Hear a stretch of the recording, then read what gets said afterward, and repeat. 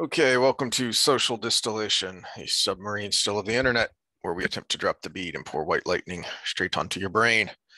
Today's white lightning will be a continuation of the Wheel of Time, moving on to Book 2, The Great Hunt. Mine is well worn. This is my original copy of this one, and this was back in the day when we'd reread it every time the new book come out. So I probably did that through Winter's Heart. What is that, book 11? Yes, 10. So 10 or 11. Yeah. So this book has been read 11 or 12 times. And it shows the wear and tear.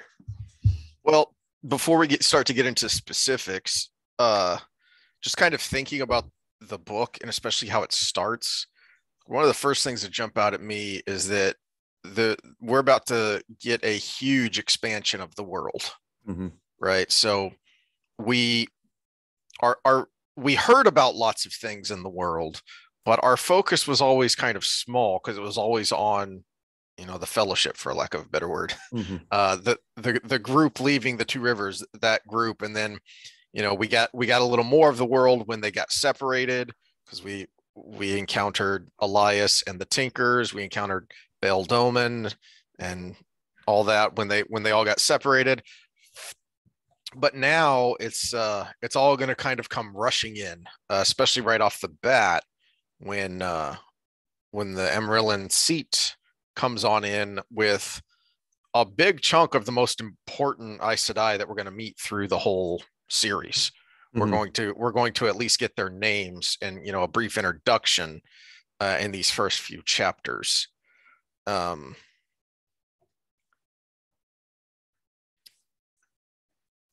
Well, book 2, we talked about, we're going to try to get through it pretty quickly. Mm-hmm. It's a really difficult book to do because there is not a whole lot that happens, even though they travel basically across their known world. Yeah. But at the same time, this is what's so important that we said was lacking in the series, in the film series, was there's so much setup done. Yes. In here, and so that's I think we're going to be really balancing, trying to get through it and not be too boring, but at the same time also not giving spoilers for later. Yeah, because so much of what's going to happen is setting things up, like the Aes Sedai that we're going to meet, like some of the other characters we're going to meet. One in particular that I won't go into until we get there. She's super important through the whole series. I'm talking about. What is it? Selene. Okay, yeah. So that's going to be a big deal. But we can't go, even when we meet someone like that, we can't go too deep into who that character is and what that means, because that's going to be revealed as you go. Well, there's so many of those, especially right in the part we're going to cover today, because we meet almost every super important Aes Sedai you meet. Almost. There's a few that become really important later, but the ones that really drive the whole politic along the way.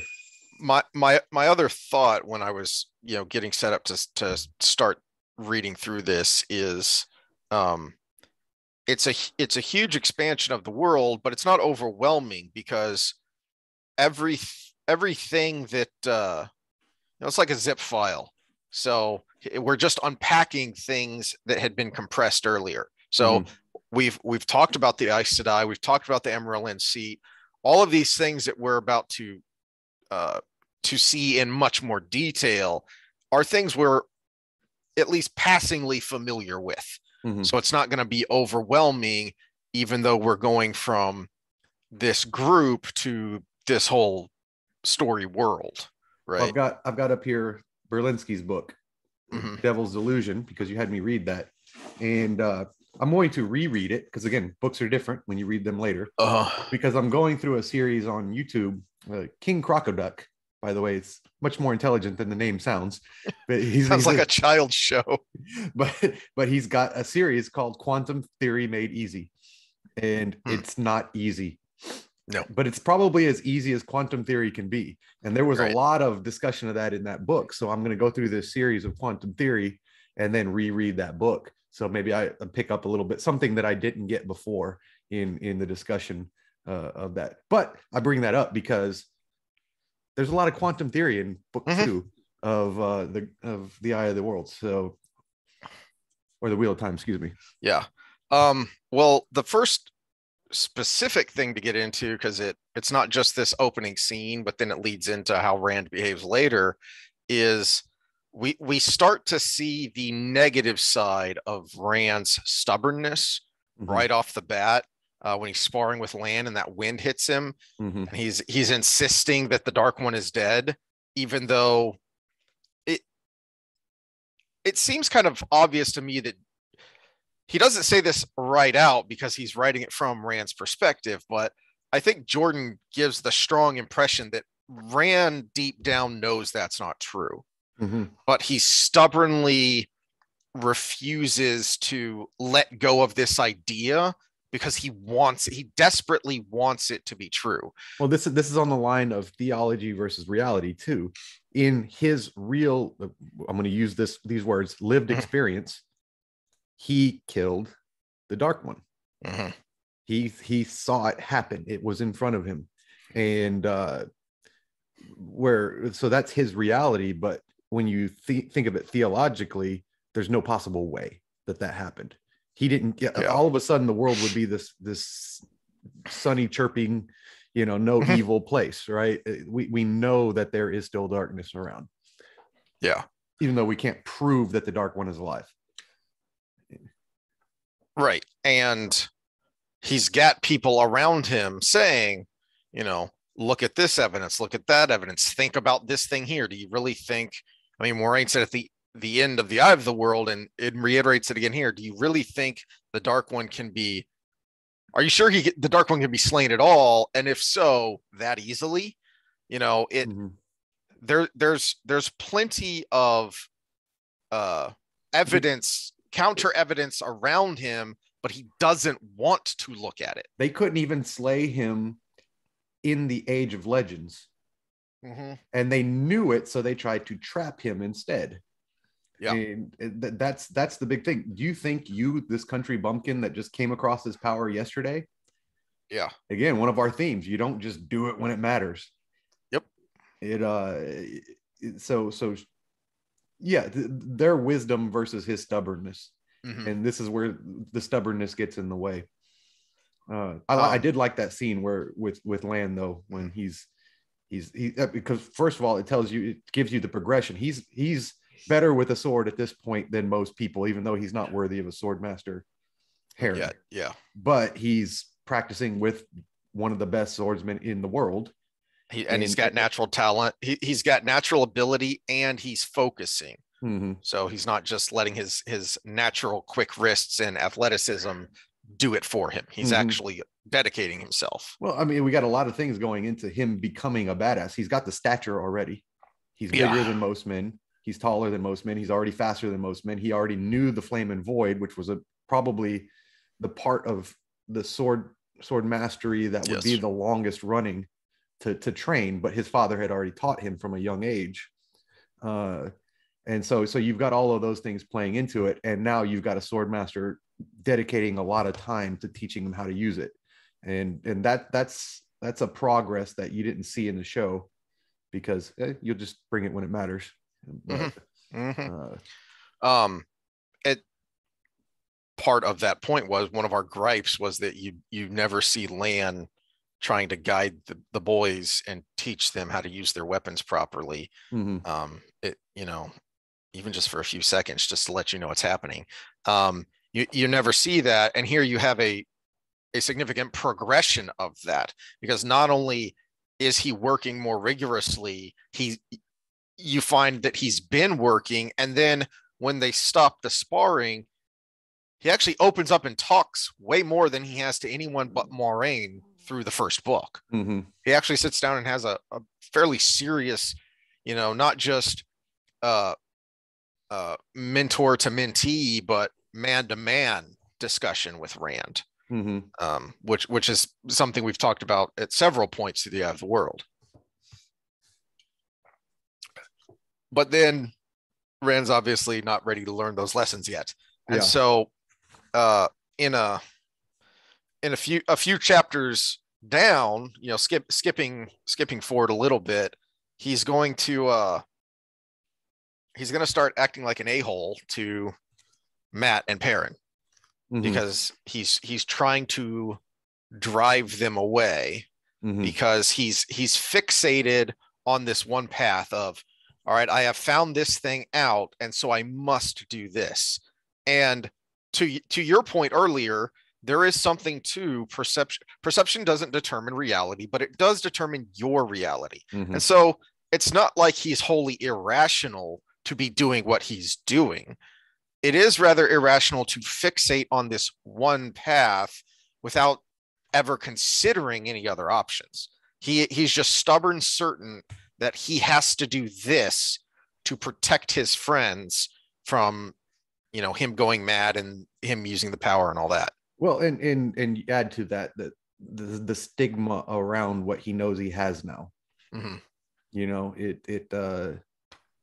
It would be like the old days we brought up in one of our political episodes, the HIV/AIDS epidemic, knowing you had HIV, but still thinking it was something that you can spread just by being in the same room as somebody. Right.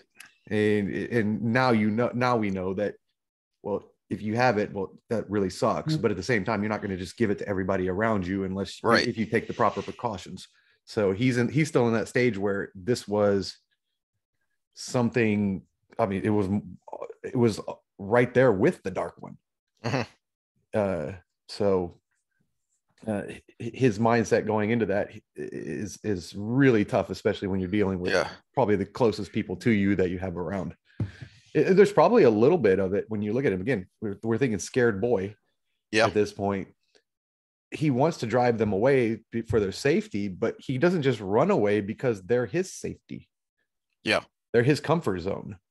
And it's a big, crazy world out there that he just saw. They saw in the last year of their life more than anybody in their village has seen in 1,000 years. Yeah, and so I want to reiterate again that one of the things that drove me crazy from the beginning about the series is the one of Use the Dragon Reborn. You don't just say that. From the end of Eye of the World, one of them would have offed themselves. At least. Yes. From the end of Eye of the World up through this book, the main reason for his stubborn stupidness is Moiraine, and here in a second, Siuan, telling him he's the Dragon Reborn, and him vehemently insisting, I am not a monster. I am not going to be used by you to break the world. I'm going to go hide somewhere and just die on my own rather than hurting other people.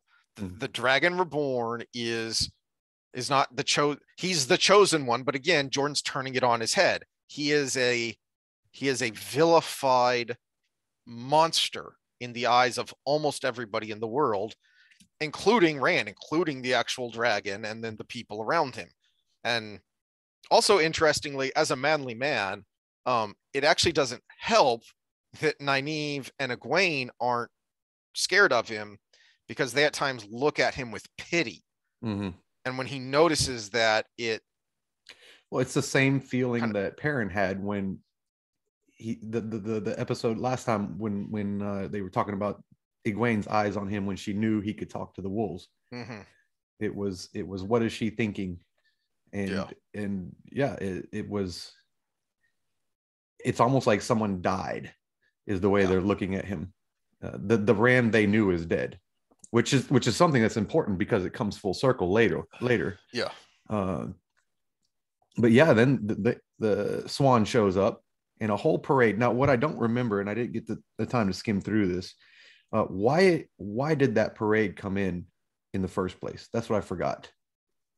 Okay, well, there was a big parade because she has the status, something more than a queen, really, like the status of an empress, because of how the Aes Sedai it'd be like the Pope coming to town. Yeah, the Pope. That's a better real world analogy. So the Pope is coming into town. The Pope isn't just coming into town. Yeah, but I forgot why the Pope is coming in, though. I forgot that part. The Pope is coming into Mexico City, so there's a huge parade for that reason, because the Shienarans are, thrilled at this.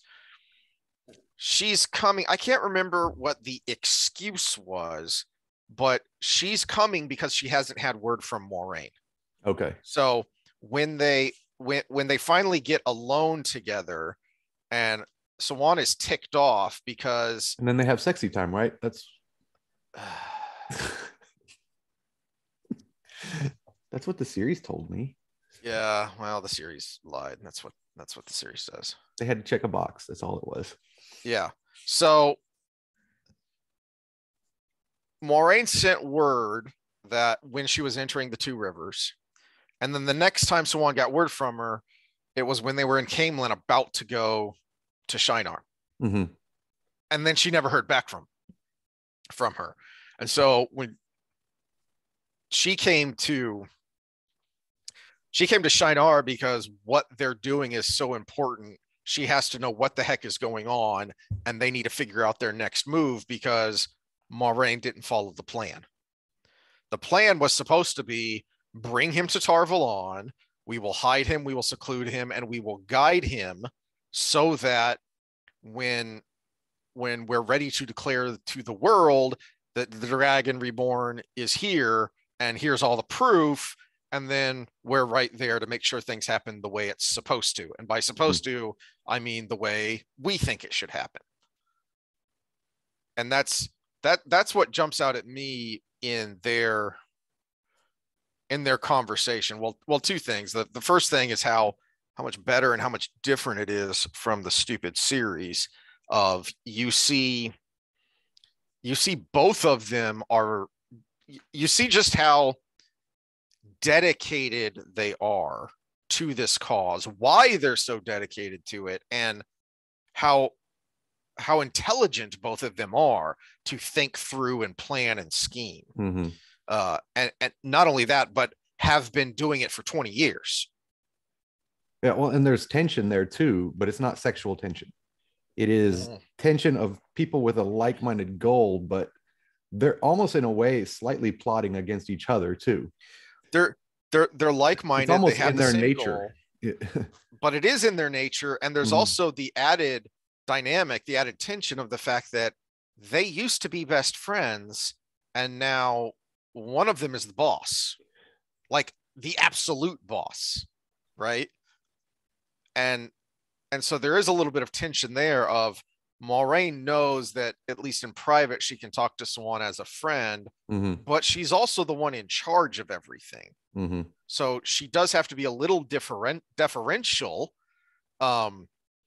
which, one, Moraine being Moraine, she thinks she knows best, and two, she comes from a noble house, so she's kind of got that added layer ingrained into her that she wants to be the one in charge. And you could see that, just bring it back to the real world. You know, you made the choice to learn from me in a lot of ways on the training end.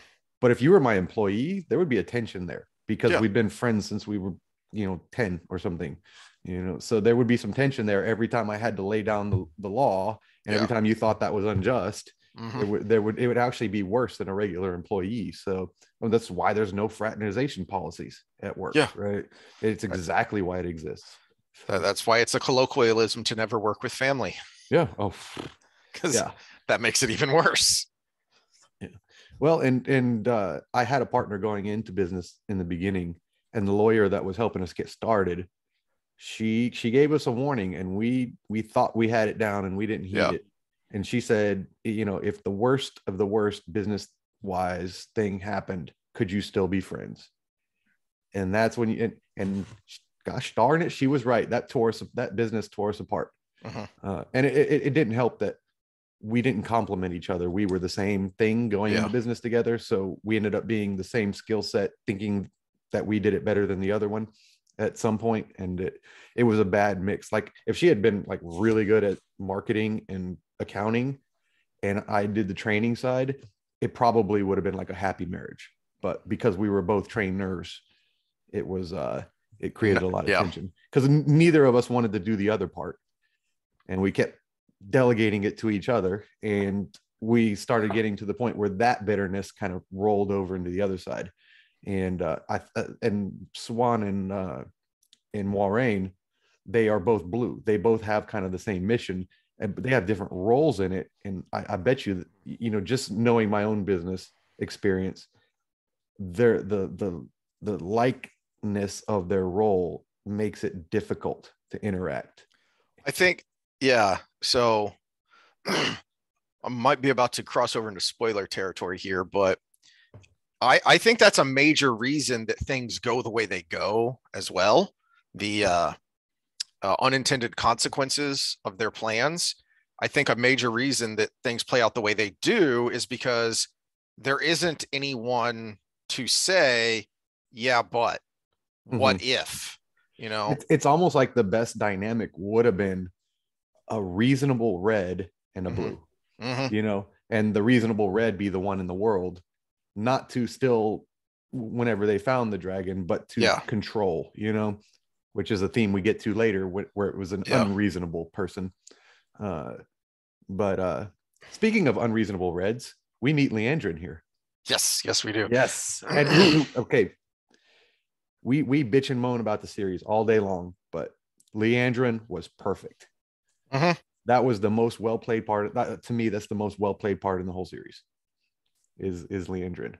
It's to her character in the book and just well acted. So kudos to that. Yeah. That both when you meet her here, even though you only see her for a little bit, and then you see her again a little later when she's on her own with her shenanigans. And then in the show, you can tell there's something more going on there. You don't know what. And we don't even know what, because we've said we think they're combining characters here in the show. I'm hoping in season 2 they have her interact with the girls a lot more, because that was what made her special to me in the book. Was what she did in that arena. So I'm really hoping they get back on board with at least something like that. That would keep me watching it if they came out in episode 1 and started with that. I would probably be more likely to finish the second series or second season. So finishing up with their meeting here, the main thing to jump at me that I think applies to the whole series is so at the bottom of page 64, this is what I was talking about earlier, that Swan just ranted at her about, we had a plan and you ran off to Fal Dara, not Tarvalon, Fal Dara, with the blight almost close enough to touch. And so Swan's pissed off.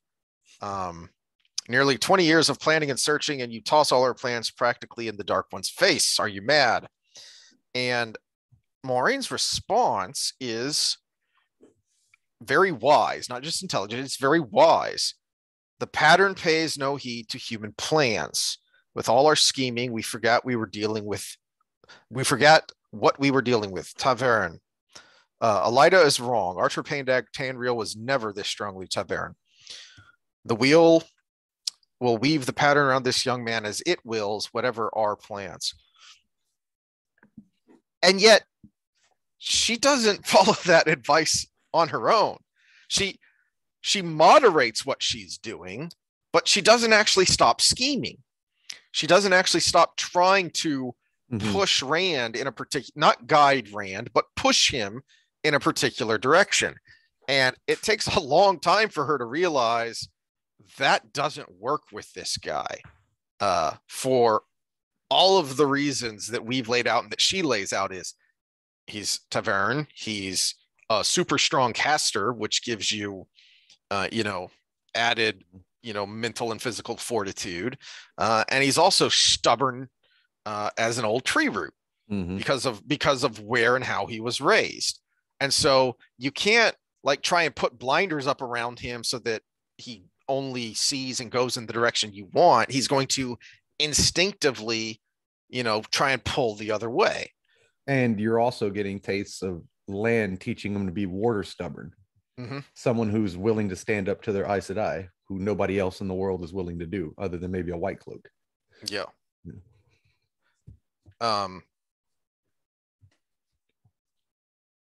Sorry, did I throw you off? No, where was that? I think that was after. Well, we got the Horn of Valier after that. Yeah. So I don't know how much to go. This is the spoiler part. I mentioned to you. I was texting to you earlier. I don't know. Yeah. So I'm gonna tiptoe around it as much as I can, but I mentioned the unintended consequences, and there are going to be dire unintended consequences for Sawan and Moiraine, Sawan especially, because of their scheming. Mm-hmm. And it's laid out in this conversation because they're talking about it to each other of, if anyone learns what we're doing here, we're in deep doo-doo. And as Sawan says, I don't know that they would be wrong, because we're really playing with fire here. Yeah, well, and it's back to, because all they have to go by is prophecy and legend. Mm-hmm. And a lot of that probably is watered down over time, even if you're the best scholar or historian. Yeah. And so they know they're dealing with something that could destroy everything or save everything, or do both. Yep. Or do both. And there is a duality in thought on this, that, well, we need it to save, but it's also going to destroy us. Yeah. And when you have something like that, people are going to automatically gravitate to protect it or destroy it. But because they're in this little conspiracy, as we have the saying in modern times, the cover up is worse than the crime. Yeah. So it's bad enough what they're doing, but because they don't bring any of the other leadership into it, that's why the fecal matter is going to hit the rotating blade so hard. Mm-hmm. Because nobody else knows what's going on, and it makes things, it causes tempers to flare, and it makes things very political. Well, in the show, you took that away because they continue to be secretive and conspiratorial here, but in the show you exiled her. Mm-hmm. So that softens, that tempers what you had been doing with her, because you did punish her.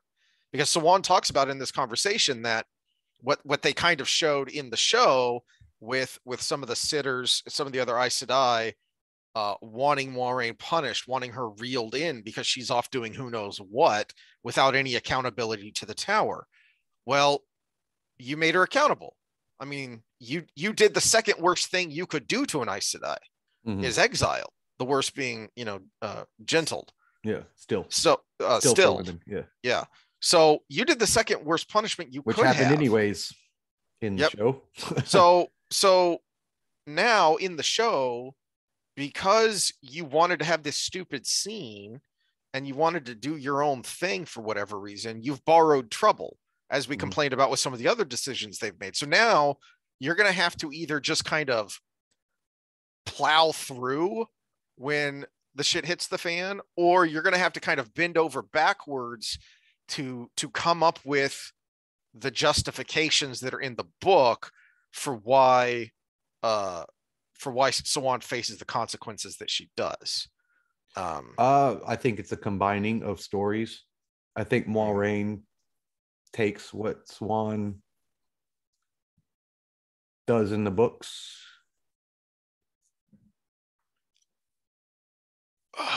Yeah, so this was super spoiler for the books, but not for the show because we've already all watched it. So I haven't done the jazz hands back again. We need to get back into the book though. But part of me thinks that it's a combination. They combine those storylines and put it up front.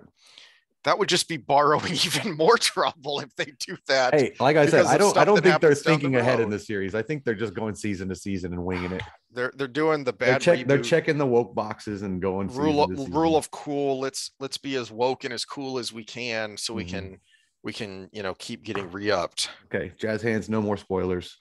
All right, so back to the book. Okay, so the horn. Did you have specific thoughts about that? I just think it's important that to show. I mean, it's kind of the main emphasis of why they do what they do for the rest of the book. Yeah. Now along with it though, I did want to point out they did a big, because they separated Matt from the dagger, right? Right. Yeah.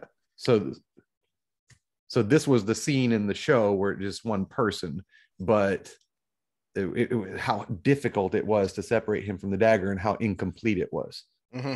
And so that's how that I think that's important, because we're still laying the groundwork of how horrible of place Shadow Logoth was, and how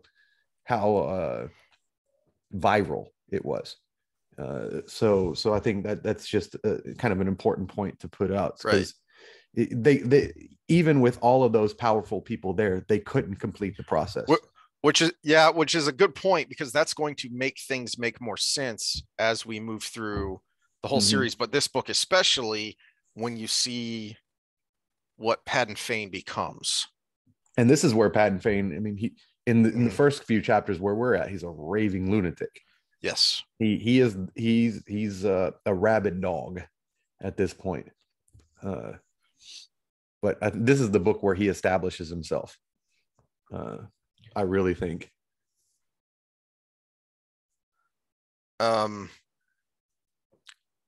So page 98, after the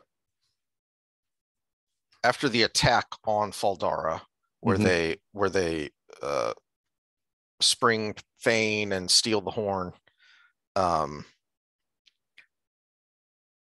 So Ingtar, Rand is talking to Ingtar after the fighting has stopped, and he looks sideways at Ingtar, because he's suspecting, he's wondering if the Shienarn was lying. You really are going mad if you suspect Ingtar. This is the beginnings of looking sideways at every single character in the series. And one of the kind of running tabulations in the forums as the series was still going on was, who have we had a point of view chapter from or scene from? Because it's one of the many benefits to Jordan's style is that he can help make you, the reader, even more paranoid by making you paranoid through a character. So since we don't know any more than Rand, now that the plot is starting to thicken, the shadow is starting to become more proactive in the world. Now it's not just, random dark friends you're meeting on the road to Camelin. Now it's, okay, well, somebody let these dark friends in through the side gate. So which one of these people that I'm standing next to is a potential traitor? Which one of these is a potential dark friend? And unless you get a point of view that either confirms or denies, you just don't know as the reader. And so there were always like long lists of potential dark friends, because we haven't had a point of view from them. We haven't seen them go one way or another, or confirm because we've had a point of view from them. And so we know for sure, yes or no. Right. And you've got that here, and it's just going to keep building.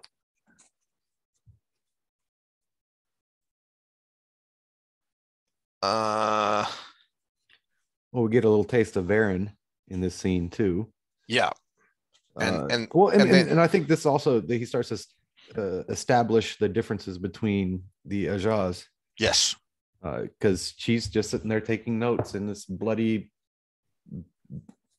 messed up situation, and all the Browns they're just do. Yep. Studiously, and some of it's this is interesting. Yeah, some of it's a little bit of a caricature. Like he does kind of go to extremes with some of the characters in that, but I mean, it's entertainment, so yeah. So that was my next note, was page 103. Varen is awesome. As well, and he's so descriptive, and people complain that we're like, we have an expectation of what we want to see on the screen, because he laid it out there. Yeah, it was the thumbnail on our last video when it said fans of the Wheel of Time after the finale, and it's got the guy going like this with the book. It's like, We got it right. We had everything we needed right there. Yeah. Kind of had a rant on that, but let's see how far I can get before we get through this before I rant. Let's get through the book. So Varen's a great counterpoint to what, or supportive point, actually, a seeming counterpoint to what we were just talking about how there's no balance between Swan and Moiraine. Okay, well, now they inadvertently have a third member to their conspiracy with Varen, because Varen's figured it out, because she's too smart for her own good, which is one of the things I love about Varen. And it just, as the character development becomes even, deeper with her. But People made me think of Varen, but it's slightly abstract, but when you think about it, I think you'll go, oh yeah, Sam from Game of Thrones. Like, make him a girl, and that makes me think of Varen. Yep, very, very much like that. She really does seem out of place, especially next to Moiraine, who's so driven from the blueness, but she's also like borderline green because of how combative she is, because she's willing to put herself in danger to get, to do what needs to be done. And Varen's just kind of a space cadet who's, as the scene here, as Moiraine gets freaked out by when she realizes Varen knows what's going on. And of course, one of them must be the Dragon Reborn. And then they both embrace the source, and so they can't play it off. And Varen's just, oh, well, this will be interesting. So she's not really in on the conspiracy. She's just tagging along because she wants to observe and catalog it. So she's not going to be overly helpful in directing things. That's not her bag, baby. Well, and she also goes into a nice little monologue about the dagger too. So again, reinforcing how bad juju this stuff is. Yep. So we need to hurry up and get it back. Okay, so page 111, when after we go through the scene with Varen, going over what's been going on here, we get a great Perrin scene, and the reason I like it is because it really illustrates what I was talking about when our very first Perrin scene, when they got separated, is he's not the big dummy from Mice and Men, damn it. He is contemplative. He's not slow. He's deliberative. Okay, his thought process is seemingly slow because he's trying to consider as many variables as he can and think it through. Of, okay, well, if I do this, what would the consequence of that be? What would the consequence of that be? Well, maybe I could do this, so then what would that be? So as he's trying to sneak in to see Matt, he's trying to think things through and figure things out. But we also get a little bit of the he hasn't fully accepted what he's partially accepted what he is. He's accepted that this is who I am now. I can't make this talking to the wolves thing go away, but I don't have to fully embrace it either. Yeah, he's in that position. I mean, it's similar to where Rand is right now. I just won't channel. Yeah, I just won't talk to him. Which is a great setup for things that are going to come later, because we're going to get much more through this book, and then especially at the beginning of the next book is going to be a lot of Perrin's dealing with being a wolf brother. Well, and you're a little bit Perrin focused here. I think you can get insight on Matt too, because he's also he's immature, as we discussed last time, and he's looking at Perrin sideways. You talked about the not trusting. Yeah. And he's looking at Rand sideways. Part of that's the dagger, but part of it's his immaturity too.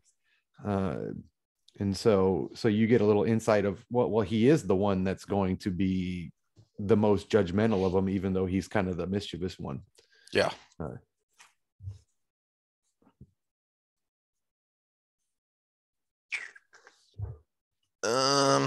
Did you want to talk about the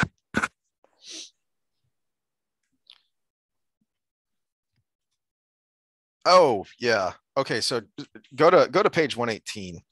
I was going to ask if you wanted to talk about Rand's meeting with Swan and Moraine and Varen, but even before you get there, is Lan coming in to say you've been summoned to the Amarillion, no time, so no leaving now, but then he's going to try and help him put his best foot forward. Well, that's what I brought up just a few minutes ago. Yeah. Was the Lan is kind of taking it upon himself to teach him water stubborn. As Rand puts it, why are you telling me this, Lan? You're a warder. You're acting as if you're on my side. And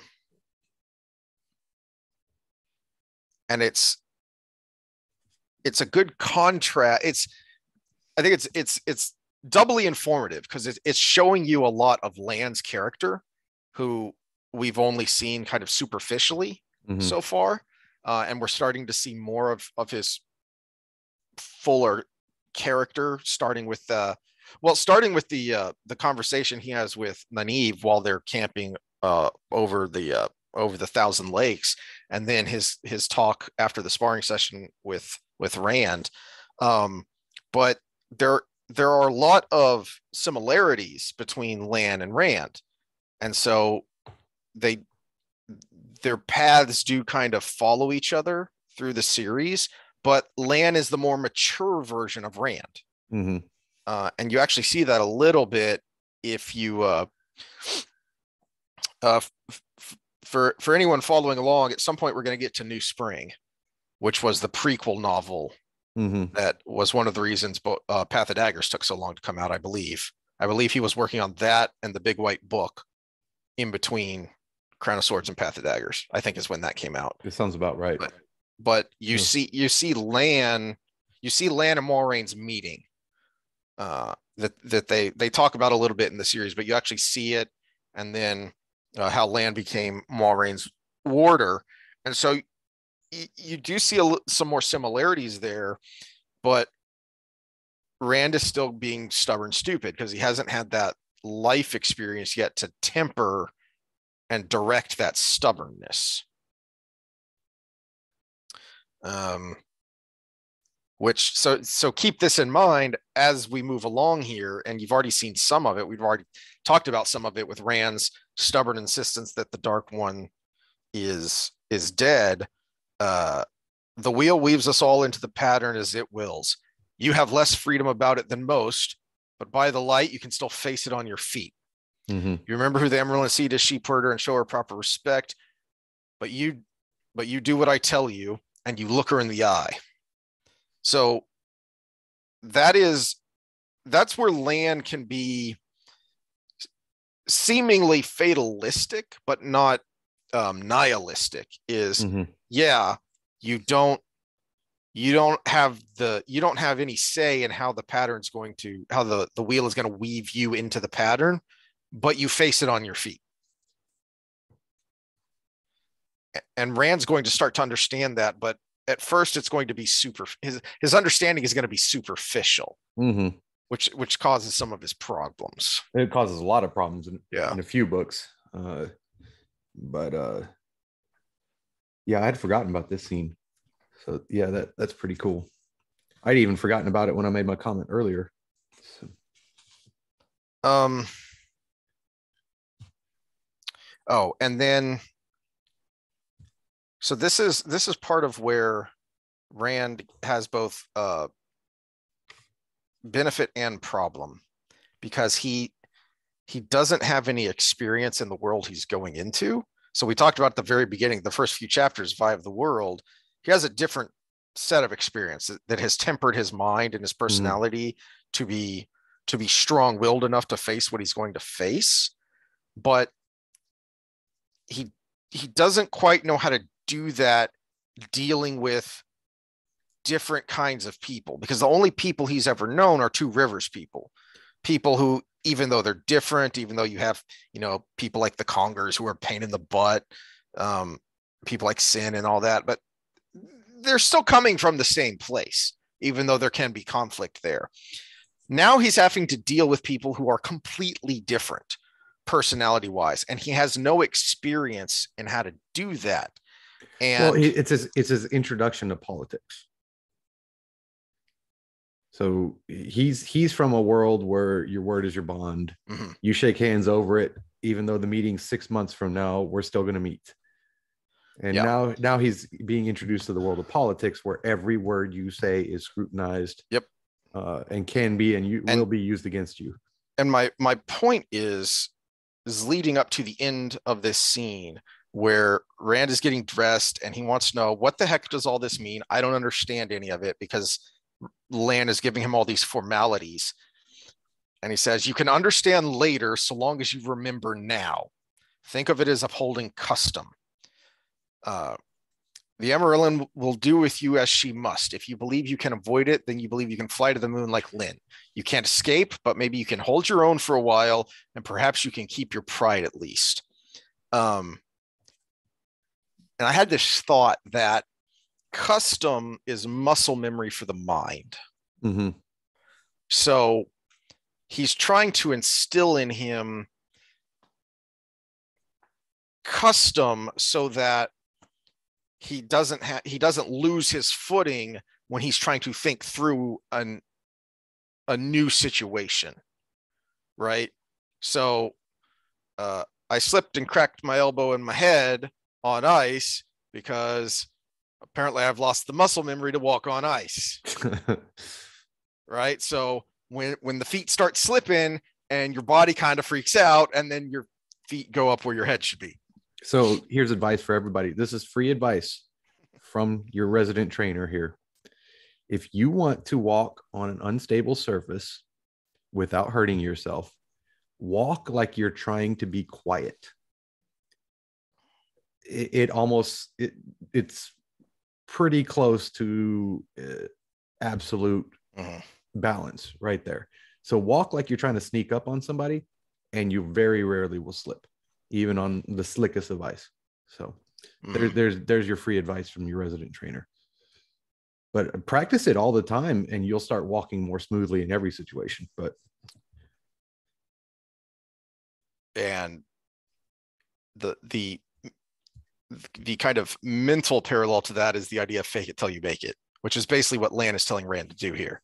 And the idea there, it's often said flippantly and often used stupidly, but the idea is if you fill yourself with as much self-confidence, not overconfidence, but as much self-confidence as you can, then when you go into a new situation, you won't be flustered and upended because if you start to second guess everything you're doing, you're asking for trouble, and you're going to either make the worst decision possible or make the most worst decision possible, which is no decision.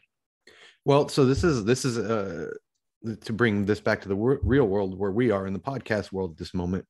I follow a channel called Modern Wisdom. It's Chris Williamson, and he talks about this in how to be a good podcaster when you interview different people. And I can't remember who he was talking to when he brought this up. I'm wanting to say it was Jordan Peterson, but he said the first thing is you script the first two questions, and when you have that already pre-planned thing, it's just like in football, they script the first 15 plays or so to get the idea how the game flow is going to go. He scripts the first two questions and then free forms it after that. And so when you come in with custom, that's like the script for the beginning of the conversation. It kind of, it's like having an icebreaker too. Charisma on Command is another channel that I follow every once in a while because I'm trying to be more outgoing.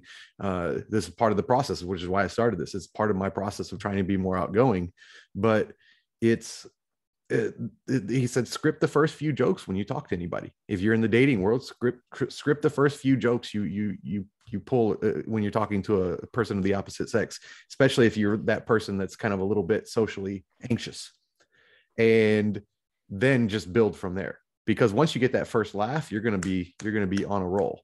And so custom is kind of like a long-term script for people to interact with somebody they don't know.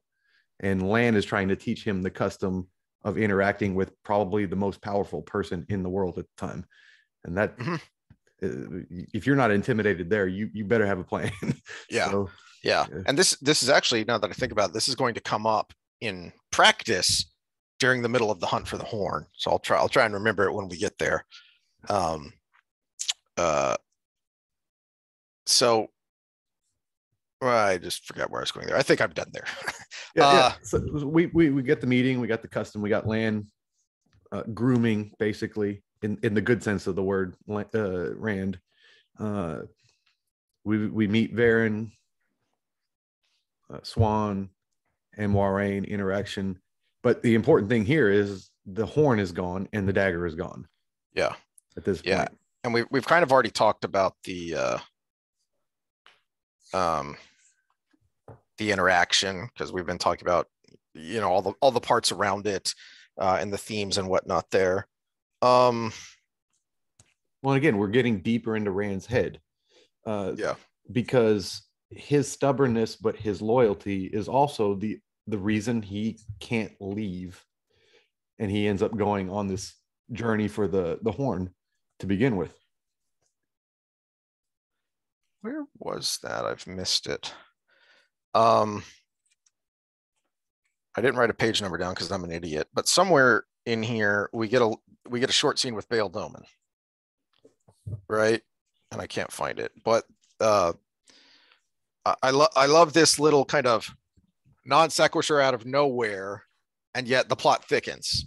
So we've mentioned this before about Doman and about the other smaller characters, that there are no small parts, only small characters. Or so he's actually pretty darn. Yeah, he's and Jordan's coming back to this. You know, he's coming back to this, that he set this guy up and they disappeared for a long while, and now we're back to him, and something really significant's going on here, and we don't know. Well, actually, no, we do know what now. It starts with Dahlman on page 154. There we go. I thought it was right after they'd left. Yeah, it's in the chapter of lead takings. Yeah, there we go. Okay, so we have now found out, because at the end of the Eye of the World, we find the seal to the Dark One's prison. And so when he starts trying to figure out why there are people after him, and he takes out his little collection, and one of them is a seal. And so we know that somehow the Shadow knows about this, and they know he has it, but they're not strong enough yet to just go get it. Or they can feel it, which we see with some of the other things in this. So the knowledge and insight are two different things. Yeah. So we don't know what it is at this point, and I don't think we ever find out what it is. I can't even give a spoiler there because I don't even know. No, we'll find out what is, if they know it or feel it. Oh yeah.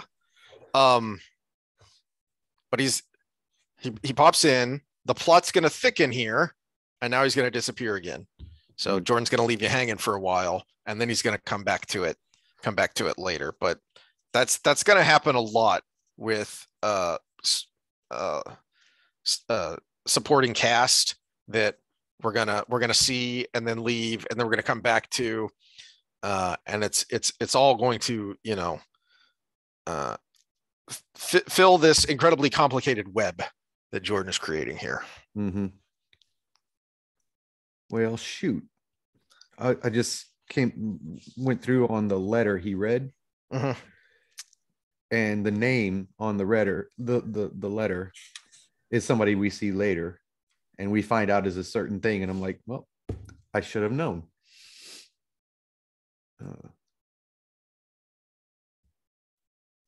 The King of Karheen? Yep. Yep. Well, there you go. That's foreshadowing for book 5, I think. I think you're thinking of something else. Yeah, We'll talk offline, but I think you're conflating a couple of things here. Am I? Okay. So before they head off, before they actually set out on the hunt for the horn, I do have a slight criticism. So backing up just a little bit with leave takings. So when they're about to set out, Rand is trying to apologize to Matt. He's already apologized to Perrin. He's already made Perrin understand, you know, why he was trying to drive him away. Perrin accepts this after he thinks it through, but Matt is being Matt. So Matt is being angry. Rand is being stubborn because he's still rigidly set in the idea that he has to do this thing, and he's also rigidly set in the idea that he can't explain it to his friends, and so that's feeding into Matt's anger. And then Perrin is caught in the middle. It is a bit of a letdown, though, if you've read through the series, because one of my slight criticisms of Jordan is that we have this great dynamic between the three boys, and yet we don't get it for very long because they're going to keep getting split up. Yeah, and that's a legit complaint, because there's this whole you need each other theme throughout the whole thing, but realistically at the end of the day it was kind of weak. They go off and do their own thing. So you need each other, but you need each other to go off and do your own things and be successful at what you're doing. And so there's that support is always talked about. It's just more abstract than I think you would want to see at this point in the books. Because what Matt brings to the table later is supremely important. What Perrin does later is supremely important. And then of course Rand is Rand. So it's almost like we're more real and kind of organic at this point, and it just became a little bit too broad by the end. So that would be a legitimate complaint. Yeah, we're following the plot a little too much when I wish we could have followed the characters a little more. But for the time being, we have them together, and it's one of the things that makes this first part of the hunt so much fun to read. Is the three of them, and you know their personalities, and Rand still trying to bend fences and whatnot. Did you want to get into the hunt at all, or do you think is that a good place to stop it for now? I think that's a good stopping point for now. Okay. Yeah, as usual, share your thoughts in the comments. Give us questions for things going forward too, so we can have because it's all multiple heads is always better looking at a problem. And I would love to dive into these books just like we did in the last one at the end, the Eye of the World episode, where we just had that random thought at the end of where the voice came from. Yeah. And I think we see a little bit more of that coming up anyways. So it's literature is, we always make the joke about what did you get from the book versus what was actually written when we're in school. But when you really dive into it, English teacher was right. There's so much more to it, and everybody gets a little something different. So we would love to hear other people's thoughts on that.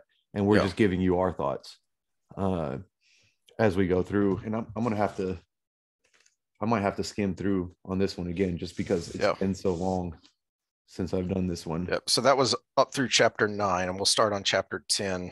Is it only 9? See. Yep. Well, that's still a big chunk of the book of the setup to get there, and then we'll I think we can get through a bigger chunk next time with the uh, with the hunt itself, because it is a lot of action going through, and so there'll be kind of fewer points we want to pick out and talk about. Yeah, I think the main thing with the next one would be introduction of, again, that blurring of the lines with Huron and Loyal's badass again, and we meet Celine. We get into the multiverse kind of dynamic. What else is really important about that? Those are the big ones for the hunt, but then we're going to have a bit of an interlude there with the girls getting to the White Tower. Yes, which is very important because it sets up a lot White Tower of stuff there. Yeah. So are those two separate episodes, or could we probably fit those in an hour? Because we're right at an hour right now. We'll see how long the hunt takes us, but I think we can get both of those in, because that kind of splits up the hunt, because you have kind of the first half of the hunt, and then you have the White Tower stuff, and then you kind of have the second half to the hunt. Okay. And then we could probably do Fall Me. So we might be able to do this in 3 episodes. Yeah. We'll see. Yep. All right. We'll see. All right. So we'll see you next time then.